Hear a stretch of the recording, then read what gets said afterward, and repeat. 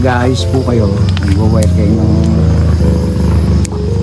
mag-aayos kayo ng bonsai nyo, ang tips lang po, mas maganda kung bawasan siya ng dahon tulad nito na patapos na magtagal, para makita mo yung sayaw nung sayaw nung mga sanga. Hindi ka mahirapang sumilip, hindi ka mahirapan dumukot pag hibiscus hibiscus Taiwan. 5 years na so sa akin.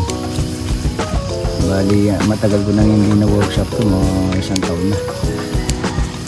Tinatanggalan ko lang ng dahon. Ang lumulang na yung sanga. Yun siya. Ang tawag ulit dyan, dinedefoliate para lumitaw ulit yung mga bagong sanga. Tapos mapapalitan ng lalakas siya ulit.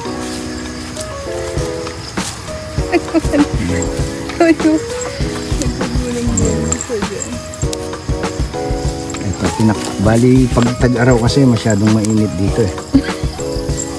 Tinakpan ko yung tinakpan ko yung mga ugat niya ng plastic para hindi siya matuyo. Ayun siya. Marami na rin siyang generation. Yung generations ng sanga, yung parang mga anak niya. So, matagal na wireless to eh. Medyo naghilom na.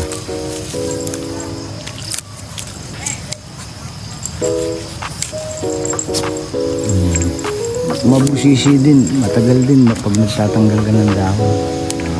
Kung mainipin ka. Kaya nagpatulong na tayo.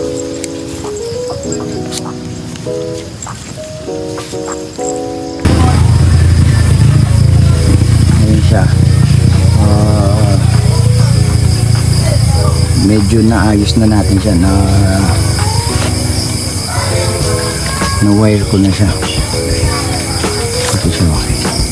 Ito, bali ang isang ginawa ko nung alternate lang siya. Dito, tapos dito. Ayan siya, dito. Pag tinignan mo, para siyang yung makikita mo, kahit likod juice nga, makikita mo pa rin sila.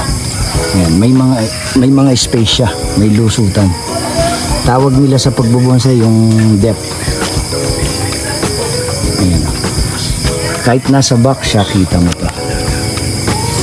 Yan daw ang maganda. Para maganda nga naman para pantay yung yung nasisikatan ng araw lahat. Tapos medyo ayan. Layer siya. Dito. Layer dito. Layer. Yan na siya. Ayan. Kahit yung dito sa back kita mo.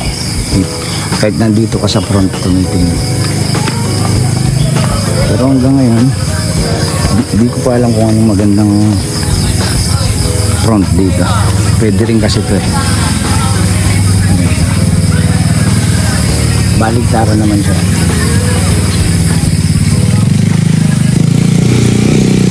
Maganda yung ganyang kamada niya, yung layout niya.